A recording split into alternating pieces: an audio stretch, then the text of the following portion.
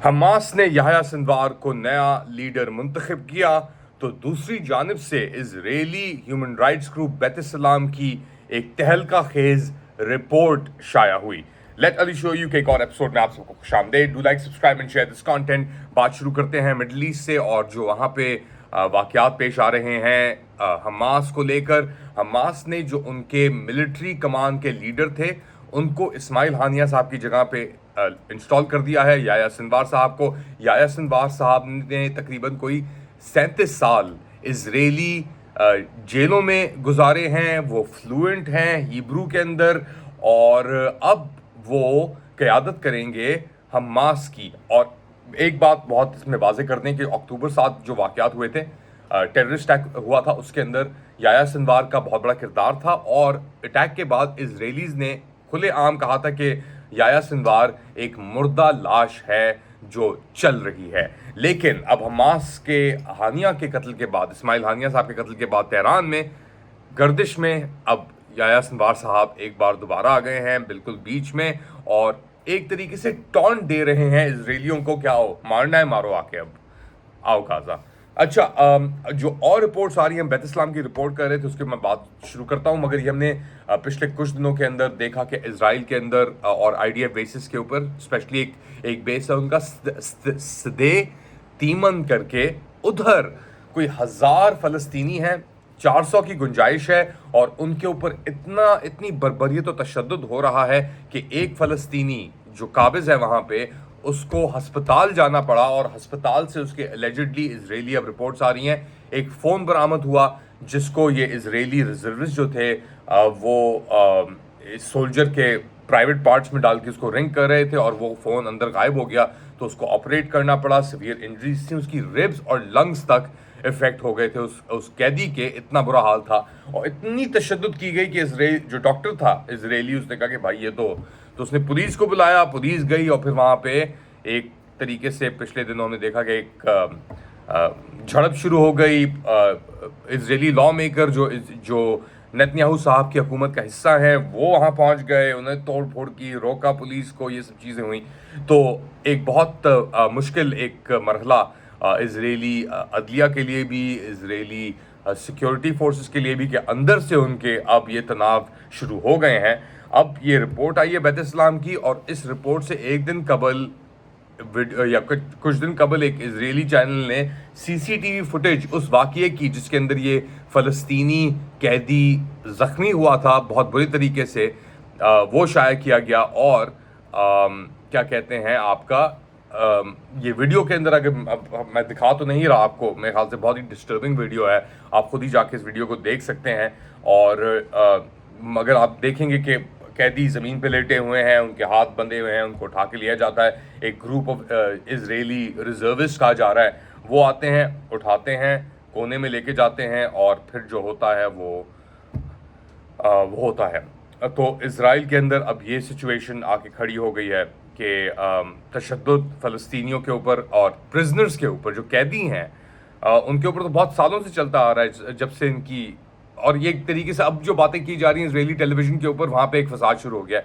वो कह रहे हैं कि जी ये रिक्वायर्ड है कि जो हमास ने, और उनको नुख्बा टेररिस्ट कहते हैं, जो हमास ने किया था अक्टूबर 7 को, उसके बाद इन लोगों के साथ यही होना चाहिए। दूसरी तरफ से कहते हैं कि जी क्या मॉरल अथॉरिटी रही है आपके पास कि अगर आप ये सब हरकतें कर रहे हैं तो यू कैन इमेजिन। और इजराइल ने अब एक नॉर्दर्न शमाली गाज़ा के अंदर एक स्कूल, जो UN के रेफ्यूजी कैंप्स बन जाते हैं इन वाक़यात के दौरान, उधर एक स्ट्राइक हुई है और 15 लोग जा बहक हो गए हैं। IDF का मौक़िफ़ कि जी ये भी एक हमास ट्रेनिंग सेंटर था।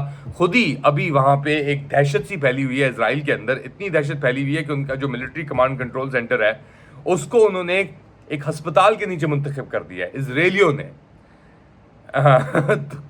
तो आप अंदाज़ा लगाएं कि इजरायली बात कुछ और कर रहे हैं, हरकतें कुछ और कर रहे हैं, और अब वो आके लगता है कि इस टॉर्चर और जो ये जना कर रहे हैं उसके आगे ह्यूमिलिएशन दिखाना चाह रहे हैं फ़लस्तीनियों को। और अब तो दर्जनों के हिसाब से क्या कहते हैं आ गई है, वीडियोस भी आ गई हैं, दस्तावेज़ भी आ गए हैं कि ये सब चीज़ें हो रही हैं। और अब दर्जनों के हिसाब से मैं आपसे कह रहा था, ये सब वाक़यात सामने पस मंज़र हमें नज़र आ रहे हैं। इसके साथ साथ ईरान के अंदर ईरान ने थ्रेटन किया है ऑब्वियसली कि वो अटैक करेंगे, किसी वक्त रिटेलिएशन करेंगे, और इज़राइल इस अटैक को का इंतज़ार कर रहा है। किसी वक्त भी ये अटैक इज़राइल के अंदर हो सकता है। तो ऑब्वियसली एक टेंस सिचुएशन, नेतन्याहू साहब के लिए अच्छी सिचुएशन, क्योंकि नेतन्याहू साहब चाहते हैं कि उन्हें किसी भी तरीके से जेल ना जाना पड़े, उनके खिलाफ जो कार्रवाइयाँ चल रही हैं वो रुक जाएं। तो वो सब चीज़ें हो रही हैं इजराइल और फ़लस्तीन में। दूसरी जानिब रशिया, यूक्रेन ने रशिया के अंदर कुर्स्क के इलाके में एक बहुत बड़ा हमला किया है। एक बहुत कोऑर्डिनेटेड हमला था। तकरीबन 20 से 25 हज़ार लोग इसके अंदर इन्वॉल्व हैं, और ये अब रशिया के अंदर एंटर होके और आहिस्ता आहिस्ता ये तकरीबन 7 से 8 किलोमीटर हर रोज़ फासला डिस्टेंस तय कर रहे हैं। पुतिन साहब ने एक इमरजेंसी मीटिंग मुनक्किद की, और गेरासिमोव जो उनके डेप्यूटी वॉर काउंसिल के अंदर मिनिस्टर भी हैं, उनके साथ बेसिकली बातचीत हुई और एक नया रद्द-ए-अमल सामने आएगा। अब इस स्पेशल मिलिट्री ऑपरेशन को 2.5 साल से ऊपर होने को आ रहे हैं, और पुतिन साहब की सिचुएशन मुस्बत है। अभी हाल ही के अंदर उन्होंने कुछ लोग भी रिहा करवाए। उसके साथ साथ अब ये जो इंसिडेंस हुआ है, ये इनकी, और शायद इनको लगता है कि इनको कोई चीज़ इफेक्ट नहीं करती, क्योंकि रशियंस उनको ट्रस्ट करते हैं इस चीज़ के ऊपर। तो यूक्रेन और रशिया को लेके भी बहुत सारी चीज़ें ऑब्वियसली मूव हो रही हैं। अमेरिका का इसके अंदर ही बहुत बड़ा हाथ है, और अमेरिका अब चाहेगा कि वो जल्द अज जल्द जितनी भी ट्रंप के आने से पहले, अगर तो ये अंदेशा होता है, जितनी भी जल्दी वो कर सकें इस चीज़ को कंट्रोल या रोक सकें, तो उनके लिए ज़्यादा बेहतर होगा। रशिया यूक्रेन को लेके ये बात होगी। अमेरिका के अंदर कमाला हैरिस साहिबा मुजाहिरे अपने कर रही हैं, कैंपेनिंग चल रही है, उनकी रैलिंग चल रही है, और रैली के दौरान जो एहतजाज हो रहे हैं उसके ऊपर उनके कुछ एहतजाज तो वो कह रही हैं हाँ सही है, कुछ कह रही है कि नहीं, ये अगर कहना है तुम्हें तो तुम ट्रंप को जाके वोट दे दो। तो ये अगर एटीट्यूड है उनका, और यही एटीट्यूड था हिलरी क्लिंटन का, मुझे याद है, ट्रंप साहब के खिलाफ, तो ये तो नहीं जीती। और अगर ये नहीं जीती तो चीज़ें फिर मुश्किल हो सकती हैं दुनिया के लिए। पाकिस्तान तो दूर की बात है, दुनिया के लिए चीज़ें मुश्किल हो सकती हैं। पाकिस्तान को लेकर इंटरनेशनल खबर क्या थी? पाकिस्तान को लेकर इंटरनेशनल खबर ये थी कि हमारे जो जैवलिन थ्रोअर हैं नदीम साहब, वो फाइनल्स में पहुंच गए हैं 86 मीटर की जैवलिन थ्रो के साथ। तो उम्मीद है कि उनके लिए ये चीज़ अच्छी रहेगी, और उनको ज़्यादा कामयाबियाँ हासिल होंगी। फ़िलहाल आज के लिए इतना ही। जाने से पहले टेलर स्विफ्ट दुनिया की बहुत मशहूर सिंगर हैं, अमरीकी सिंगर हैं। उनके कॉन्सर्ट को लेकर 2 टीन्स अरेस्ट किए गए हैं कि अपना ऑस्ट्रियन सिक्योरिटी ऑफिशियल्स ने एक 19 साला लड़के को अरेस्ट किया है। बुध की शाम जो बहुत सारे लोगों को कत्ल करना चाह रहा था एक खुदकश हमले में, ये कहा जा रहा है ऑस्ट्रियन सिक्योरिटी फोर्सेस की तरफ से, एक खुदकश हमले में एक 19 साला टेलर स्विफ्ट का कॉन्सर्ट जो वियना के अंदर मुनक़िद होना था उसके ऊपर वो जाना चाह रहा था, और उसने प्रीवियसली दाइश से को अपना बयात दिया हुआ था, एक तरीके से आप समझ लें, और अब उसने कन्फेशन कर लिया है। तकरीबन 2 लाख के करीब लोग एक्सपेक्टेड थे।